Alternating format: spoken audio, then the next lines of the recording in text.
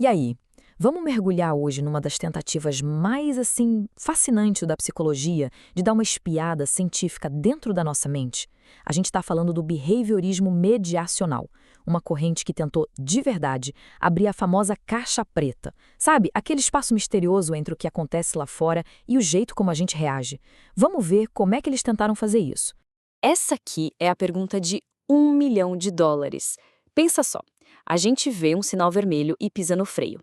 Mas o que acontece exatamente naquele milissegundo entre ver a luz e mover o pé? É um reflexo puro e simples ou tem alguma coisa mais complexa rolando ali dentro? Essa dúvida, olha, tirou o sono de muito psicólogo por décadas. Para a gente entender a revolução que foi o behaviorismo mediacional, a gente precisa dar um passinho para trás e voltar para o começo. O behaviorismo original, principalmente o do John Bill Watson, tinha uma missão muito clara: fazer da psicologia uma ciência objetiva, focada só e unicamente naquilo que podia ser visto e medido. E o resultado foi essa fórmula, que parece super simples, mas que na época foi uma baita de uma ideia. Para os primeiros behavioristas, a psicologia era a ciência do estímulo que leva a uma resposta. Um evento lá fora, o estímulo, causa diretamente uma ação que todo mundo pode ver, a resposta. Simples, direto e, o mais importante de tudo, mensurável.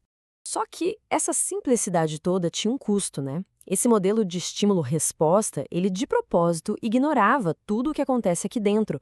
Pensamentos, sentimentos, expectativas. A mente virou essa tal caixa preta, um lugar que, por uma questão de método científico, era inacessível. E olha, é legal entender que eles não estavam negando que a mente existe, tá? O que o Watson e a galera dele diziam era que, para a psicologia ser uma ciência rigorosa de verdade, ela deveria focar só no comportamento que dá para ver. A consciência ficava de lado por uma questão de método e não de existência. Mas é bem aqui que a história começa a virar. Chegou uma nova geração de psicólogos, que a gente chama de neobehavioristas, e eles acreditavam que era possível, e mais, que era necessário, investigar o que tinha dentro da caixa preta. O objetivo era trazer as variáveis internas de volta para o jogo, mas sem perder o rigor científico. E aqui, olha só, tá a grande sacada. Eles propuseram um novo modelo: estímulo, organismo, resposta. Esse O, bem no meio, ele é a revolução. Ele representa justamente as variáveis internas que fazem a mediação, ou seja, a ponte entre o ambiente e o nosso comportamento. Tá, mas o que são essas tais variáveis mediadoras? Então, elas são construções teóricas. Pensa assim, ninguém nunca viu um hábito ou um mapa cognitivo de verdade, com os olhos. Mas a existência deles podia ser deduzida e inferida para explicar por que o mesmo estímulo pode causar respostas diferentes dependendo da situação. Nesse quadro, a diferença fica gritante, né? A gente sai de um modelo que simplesmente joga os eventos internos para o escanteio para um outro que coloca eles bem no centro da explicação, como variáveis intervenientes que ligam uma coisa na outra. É uma mudança de perspectiva fundamental. Beleza, mas como é que isso funcionava na prática? Vamos dar uma olhada em exemplos bem concretos de como pensadores como o Clark Hall e o Edward Tolman tentaram organizar e até medir o que acontece dentro do organismo.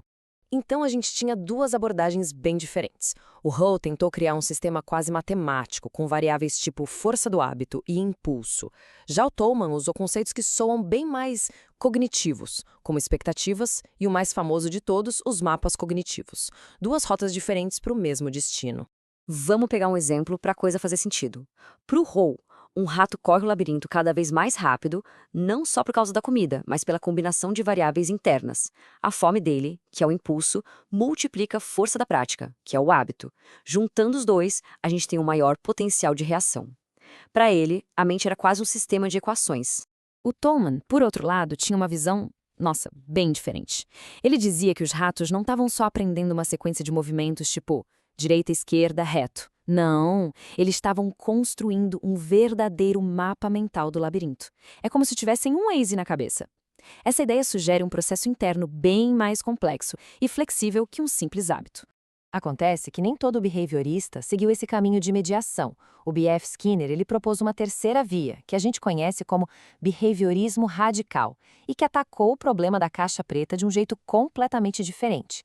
E é importante frisar, não foi uma evolução do modelo anterior, foi uma ruptura. A briga toda está aqui, ó, no papel que se dá para os eventos internos. Para os mediacionais, o pensamento causa ação.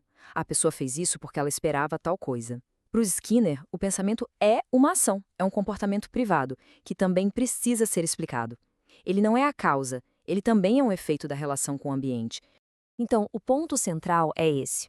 Skinner não nega que a gente pensa ou sente. Claro que não. O que ele nega é que esses eventos internos sejam as causas primeiras do comportamento. Para o Skinner, as causas de verdade estão na história de interação do organismo com seu ambiente ao longo do tempo.